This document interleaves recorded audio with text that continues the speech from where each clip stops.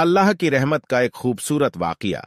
इब्न खुदामा अपनी किताब अत-तवाबीन में बनी इसराइल का वाक़िया पेश करते हुए कहते हैं कि मूसा अलैहिस्सलाम के ज़माने में एक बार कहत आया सूखा पड़ा। आप अपने तमाम सहाबा के साथ अल्लाह की बारगाह में हाथ उठाकर बारिश के लिए दुआ करते हैं।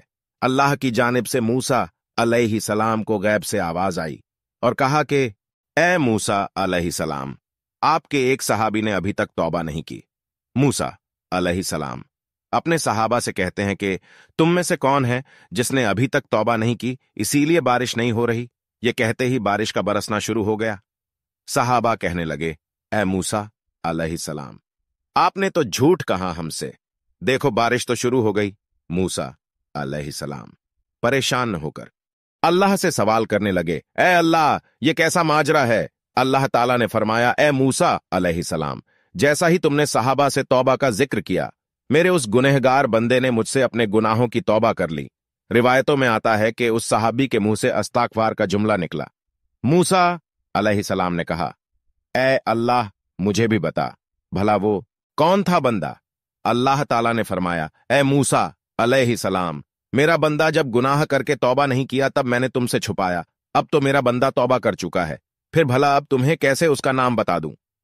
किताब अत-तवाबिन। सुभान अल्लाह, ये रिश्ता है अल्लाह का अपने बंदों से। मेरे अजीजों, अल्लाह रब्बुल इज्जत हमारे गुनाहों को पोशीदा रखने ही नहीं बल्कि हमारे गुनाहों को मुआफ करने पर भी कादिर है। जरा शिद्दत से खालिस उसकी बारगाह में हाथ फैलाकर तो देखो। बहरहाल, इस वाक़ये में नसीहत है उन तमाम हजरात के लिए जो अल्लाह से मायूस होकर अल्लाह के आगे सर झुकाने के बजाय फलाह और फलाह के दर पर झुकते हैं। अपने गुनाहों के किस्से उन्हें सुनाकर उन्हें अपने गुनाहों पर गवाह और हुज्जत बनाते हैं। अल्लाह रहम करे, ना जाने किस हद तक हम अपने रब से मायूस होते हैं, जबकि वो तो हमारी तौबा की इंतजार में रहता है।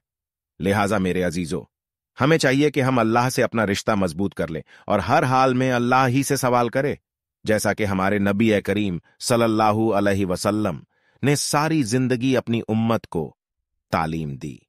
इंशा अल्लाह उल अजीज, अल्लाह ताला हमें कहने सुनने से ज्यादा अमल की तौफीक दे। जब तक हमें जिंदा रखे इस्लाम और ईमान पर जिंदा रखे, खात्मा हमारा ईमान पर हो। वा आखिरु दावाना अलाह मुद्लिल्लाहि रब्बिल आलमीन।